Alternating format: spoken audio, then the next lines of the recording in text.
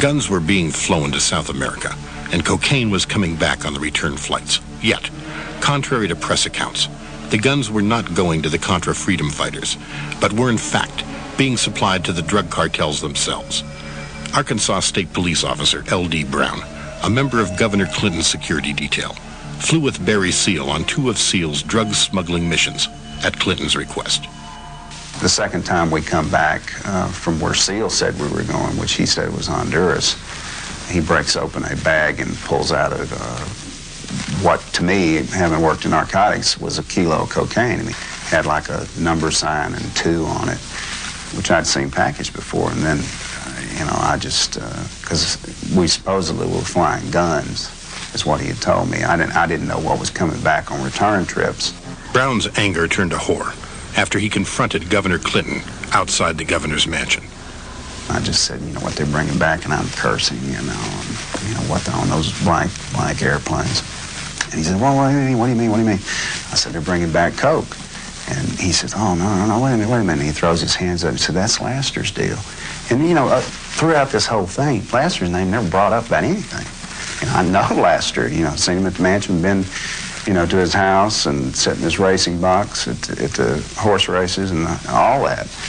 And I knew that, that the only time I'd ever seen the governor around any cocaine was at Dan Laster's house, when it was on the table when I got him out of there. So just like a, big light goes off in my head. Cocaine, the governor, when he says Laster, I'm thinking, good, no.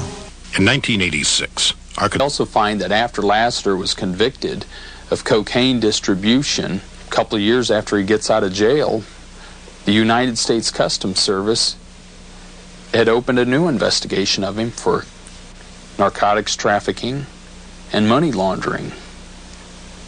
This was in 1989, supposedly after his conversion and after he had found religion. One FBI document that we obtained showed that Laster had loaned $300,000 to John Y. Brown, the governor of Kentucky. Laster had business in Kentucky.